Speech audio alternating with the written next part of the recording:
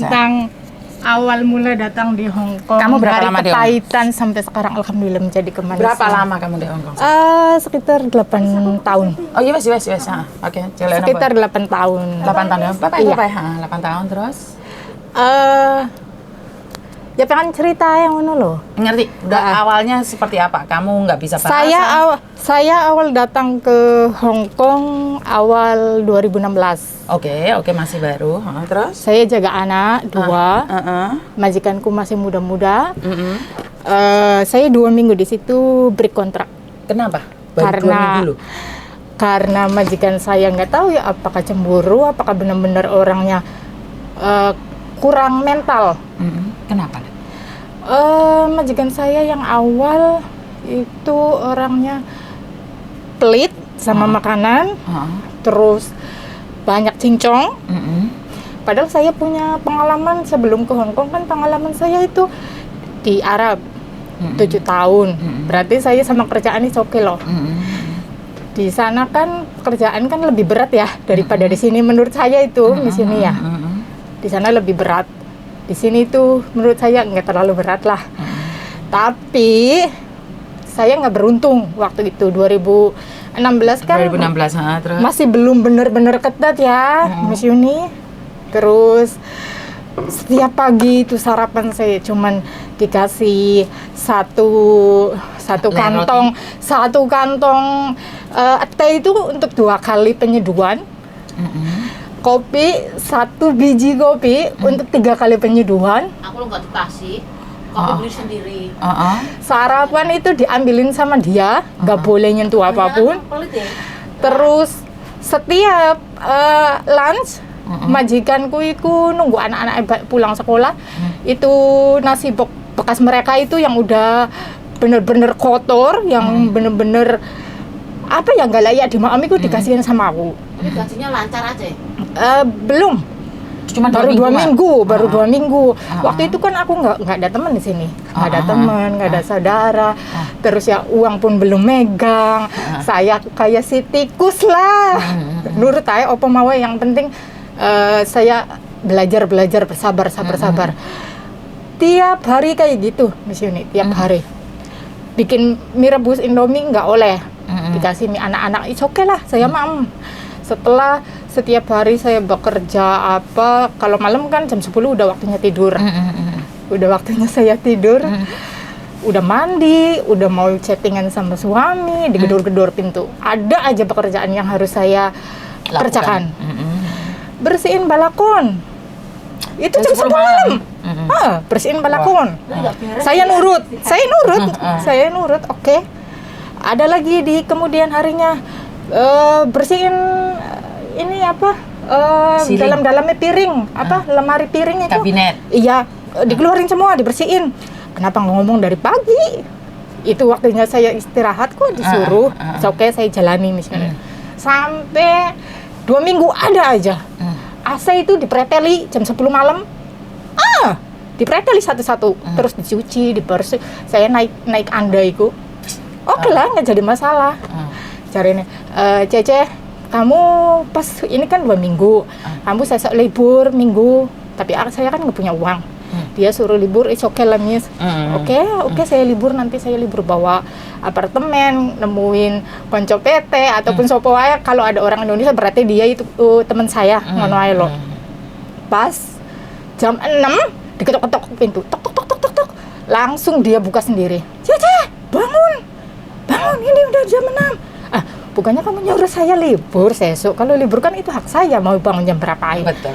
Terus katanya apa, Miss Yuni? Katanya, enggak, saya nggak mau kamu libur.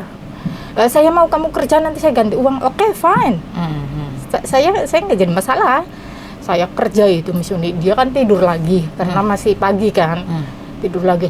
Dapurnya itu di sana, kamarnya itu di sana. Tapi dia itu kayak setan kurang sajen. Kenapa? Bangun jam 8, marah-marah langsung sama saya. Kamu itu berisik banget sih. Ini suaranya apa? Kamu itu gila ya. Cisin kayak ini kayak. Aku inget banget. Meskipun saya nggak bisa bahasa sini kan.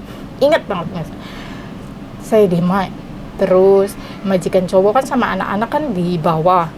Pas dia naik ke atas, aku langsung ngomong, sebelum ngomong sama majikan cowok, aku lipatin semua bajuku, masukkan ke dalam koper, tak taruh depan pintu.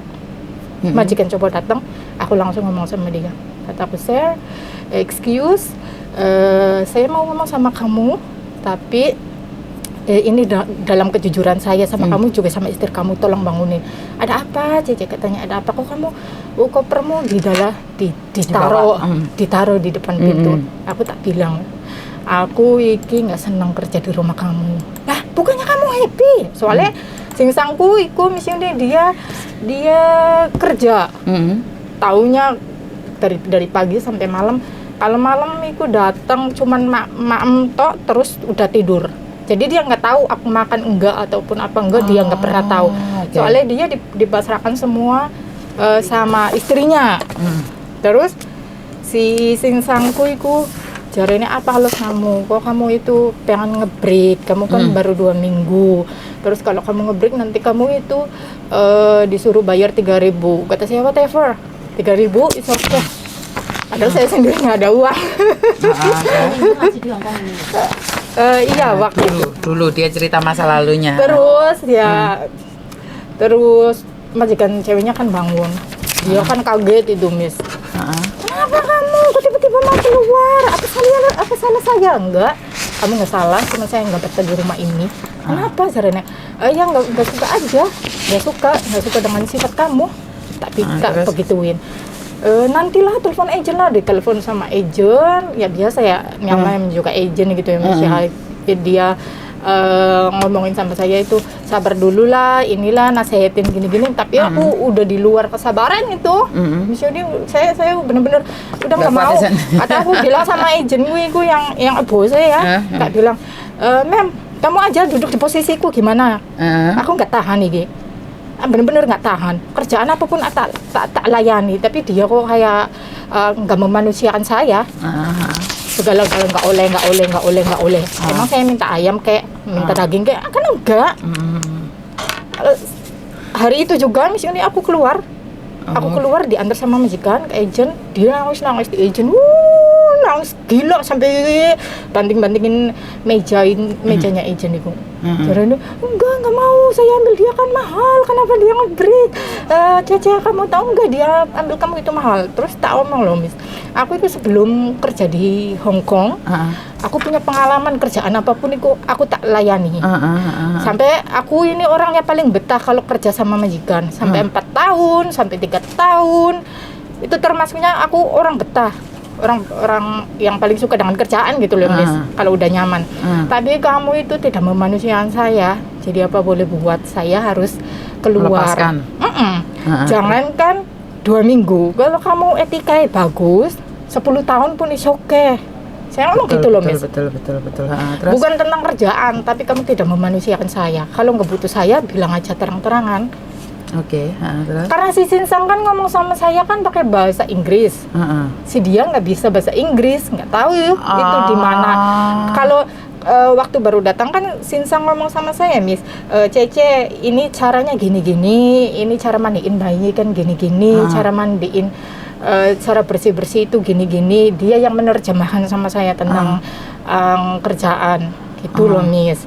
Mungkin dari situ dia cemburu, tapi kan mustahil cemburu. Apanya orang saya baru datang dari Indo kayak marmut. Saya datang dari Indo kan enggak ada punya hubungan. Uang.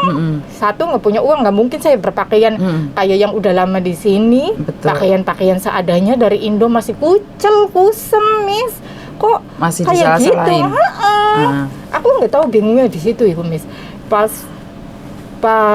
majikanku udah mau tanda tangan, tanda tangan kita masing-masing. Allah itu benar-benar memuji kita nggak lebih dari batas ya, Miss. Setelah dia keluar 5 langkah dari agent saya, datanglah majikan saya yang baru. Dia mau lihat-lihat cari Cece. Pas banget, dia 5 langkah dari agent, datang si Bobo. Aku saiki kan majikanku Bobo. Dia datang, terus dia nanya-nanya, kenapa kamu break kontrak? Terus masalahnya apa? Tak bilang terang-terangan loh, Miss. Majikan saya kan baru ketemu kamu. Iya, yang baru. Yang baru itu yang cowoknya orang Inggris, yang cewek orang sini. Jadi dia ngomongnya pakai bahasa Inggris terus ngomong sama aku, apa masalahmu kok kamu 2 minggu tiba-tiba nge-break. Terus tak ceritain, aku bukan tentang masalah kerjaan, tapi aku itu masalahnya sama makanan gak dimanusiakan sama dia. Terus katanya, kamu mau benar-benar mau kerja di sini di Hong Kong masih lanjut apa pulang Indo? Saya dalam hati ya Miss ya, saya selalu berdoa sama Tuhan, ya Allah, jika ini jalan yang terbaik buat saya, ya temukanlah rezeki. Betul. Jika ini yang nggak baik, mungkin rezeki saya bukan di Hong Kong. Betul. Aku langsung Miss tanpa pikir panjang kali lebar. Oke lah, kata si bosku yang baru, ayo kamu, saya bawa ke rumahku dulu. Lihat rumahku villa 4 lantai, mobil 3. Mungkin kamu suka ataupun tidak, nanti kamu Lihat jujur. Pas aku dibawa ke rumahnya dia, Miss, gede banget. Ya mungkin orang kaya ya, Miss. Terus aku langsung di mobil pas mau dibawa pulang lagi ke agent, di mobil langsung ngomong, oke lah mem, saya suka di rumah kamu. Nanti kamu 1 bulan minta break lagi? Enggak, kataku. Nggak mungkin. Takut ya dia. Terus pas di kantor dia langsung tanda tangan, aku langsung tanda tangan. Ya alhamdulillah Miss. Sampai sekarang? Iya, alhamdulillah. Alhamdulillah. Saya pas udah tanda tangan, terus saya kan udah ke Makau gitu, nunggu visa di sana, terus di rumah majikanku itu apa yang saya mau, berapa minum pengen berapa kali kamu minum kopi 7 kali, it's okay. Minum teh berapa kali, it's okay. Mau bikin nasi goreng, mau lontong sayur, mau apa aja boleh, terserah kamu. Karena yang saya tahu orang Hong Kong itu gini loh, mereka itu tidak menghajar di tubuh, mereka menghajar di mental. Jadi majikanmu pertama itu ngajar kamu di mental, majikan kedua kan di tubuh.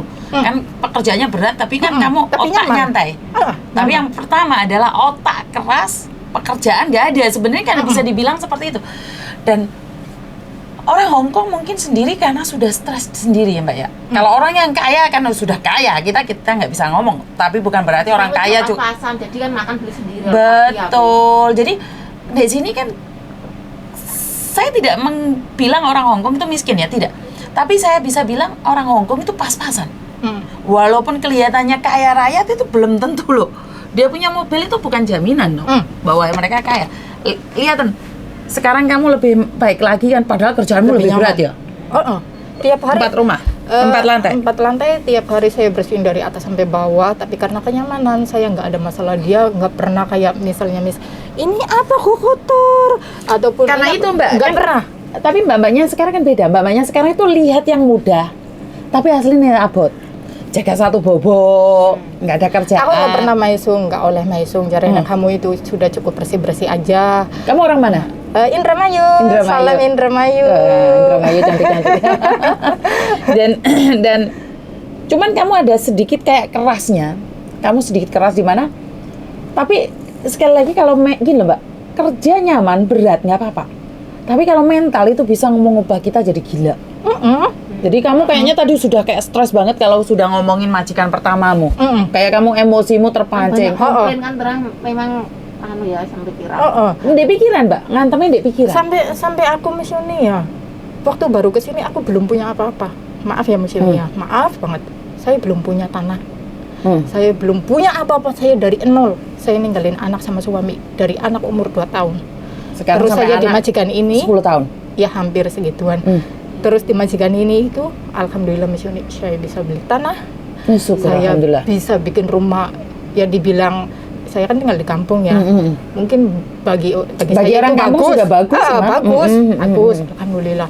Mau apa yang namanya utang-utang yang dulu udah nggak ada. Malah sekarang saya bisa ngutangin saudara. Syukur itu malah lebih sekarang baik. apa ya yang namanya kendaraan pengen beli motor, beli Majikan ini, beli yang itu. rezekinya Terus sampai ya, Mbak? iya rezekinya. alhamdulillah. Terus saya sampai majikan kan ngomong dari awal saya kontrak pertama itu misalnya saya dikasih tambahan 300 tiap bulan. Karena memang besar rumahmu dok, berat memang. Tiap bulan saya tanpa minta loh Miss. Iya, karena sekali lagi kan orang itu tahu hargamu. Orang itu tahu hargamu. Tiap bulan dia ngasih 300. Itu kontrak pertama, Miss. Kontrak kedua, dia namain lagi berapa tiap bulan 500. Kontrak ketiga 500 lagi. Masih tetap 500 kontrak ketiga. Kontrak keempat ini, Miss, 850. Alhamdulillah saya tidak minta sama sekali. 5.000 berarti. Iya bukan dong. 5.000 lebih. 55 Itu pun tanpa libur. Tanpa lembur.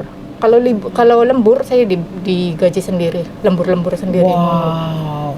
Bahkan saya, Miss, setelah selesai kontrak saya nggak pernah ada perjanjian kayak misalnya, Mam atau saya kalau nambah lagi saya minta gaji lagi ya atau apa. Nggak pernah. Sumpah demi Allah nggak pernah. Saya selalu berdoa, ya Allah, alhamdulillah ini rezeki saya.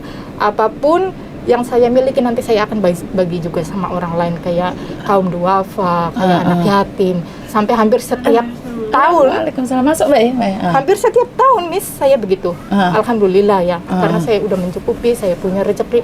Dan dari awal saya waktu mau ke Hong Kong, saya dimusuhi ke sana kemari sama keluarga, sama saudara. Sekarang Mereka semuanya yang mendekat, dekat semua mendekat. Ada apa-apa pun, saya juga bertanggung jawab, Miss. Saya juga, maksudnya ada saudara yang sakit, dia minta utang, oke tak utangi.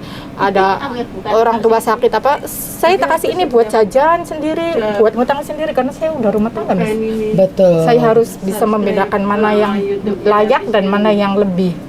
Terus di kontrak keempat ini kan saya 7 tahun lebih ya, Miss. Udah masuk 7 tahun lebih. Terus saya kan bilang sama mbokku, kita kan selalu cerita, Miss, selalu berbagi cerita tentang kayak misalnya dia tentang anaknya, aku pun tentang keluargaku. Terus dia mempunyai rasa iba. Caranya ini loh, kamu kan lagi keberatan uang untuk my family gitu ya, yang di rumah.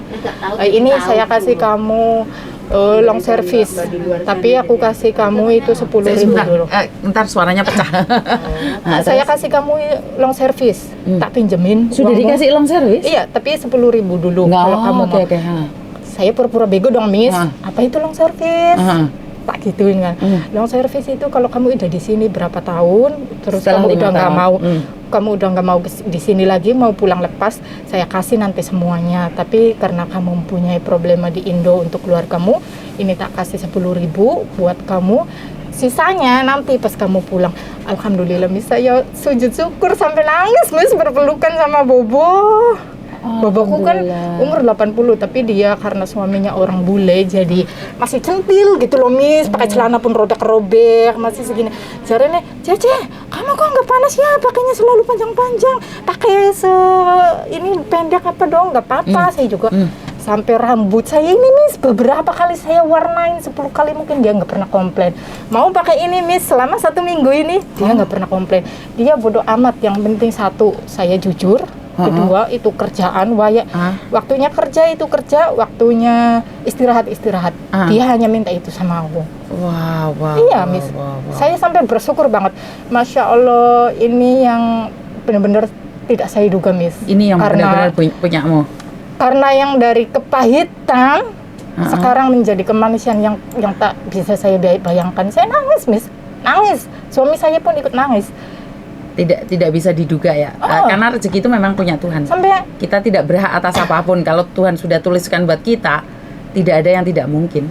Saya percaya dengan itu. Setiap 2 tahun itu dia kan ngomong, kamu kalau pengen pulang aja dulu, nanti cuti berapa lama minggu, kamu pengen nggak apa-apa, nanti kesini lagi. Terus tak bilang ini loh, aku nggak mau tiap 2 tahun sekali, aku pengennya 3 tahun setengah sekali ngono loh, Miss. Terus caranya oke lah, up to you, malah aku juga seneng kamu itu kayak gitu, Jeremy. Terus sampai sekarang, Miss, ya alhamdulillah saya mau, anak saya kan udah mulai mau 10 tahun ya, Miss. Saya mau rasulan anak saya itu hajatan gitu. Sampai saya alhamdulillah bisa nabung hampir 100 juta.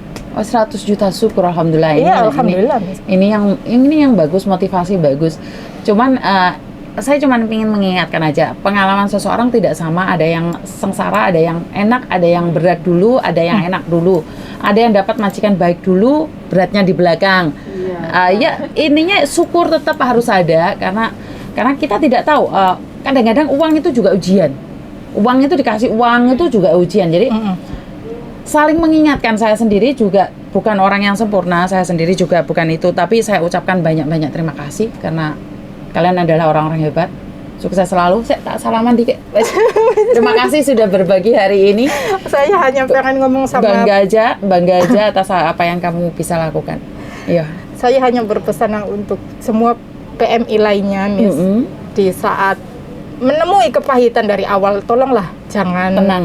Iya, tetaplah tenang, jalani, nikmati, syukuri, jangan gerusuk-gerusuk ngono lho, Miss. Jangan apa ya, Emosi. Dikit-dikit di ini, dikit-dikit komplain, dikit-dikit udah, jangan, biarkan saja itu ujian dari Tuhan. Tuhan menguji kita seberapa kita mempunyai kesabaran, Dan dari situ kekuatan. juga dari situ juga nanti kita dikasih rezeki yang lebih, yang tak terduga. Oke, Itulah, jadi Miss. buat mbak-mbaknya di luar sana, ini bukan saya yang pesen ya, sebelah aja pesen, saya sampaikan sekali lagi, dimana saat kita diuji, jangan pernah putus asa, saat kita dijatuhkan, jangan pernah kecewa, saat kita tidak mempunyai apa-apa, kita harus tegar dan jangan sampai salah memilih jalan. Jadi jangan pakai emosi, jangan terlalu khawatir, tenang. Saya selalu bilang, mundur ke belakang dan lihat suasana. Kalau memang tidak memungkinkan, pergi saja. Tapi kalau masih memungkinkan, bertahan. Kenyataannya dia tidak mampu bertahan karena majikan yang tidak baik. Syukur alhamdulillah waktu itu tahun 2016 di mana Makau masih buka.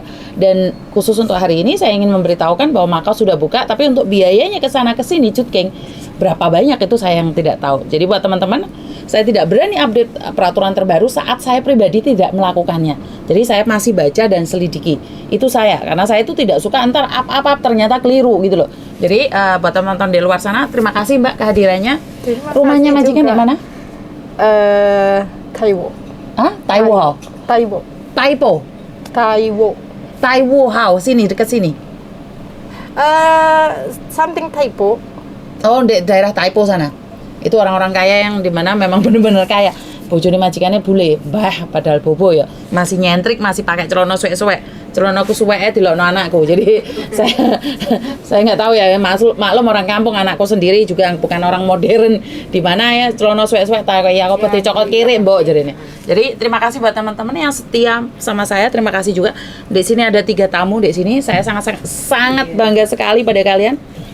Nggak ngerti YouTube-ku ternyata sudah di-subscribe semua. Jadi terima kasih, tanpa kalian Iya, aku juga lama subscribe. sudah lama subscribe. Jadi Setiap hari, setiap malam, setiap ada yang dengerin setiap hari, setiap malam ada yang nongol. Jadi terima kasih. ada maksudnya setiap ada nongol YouTube-nya Miss Yuni Langsung dilihat. Oke, terima kasih sekali lagi dan kurang lebihnya saya minta maaf, tidak ada gading yang tidak retak. Begitu juga dengan kata-kata saya, mungkin ada yang menyakiti kalian secara langsung dan tidak langsung, sengaja dan tidak sengaja.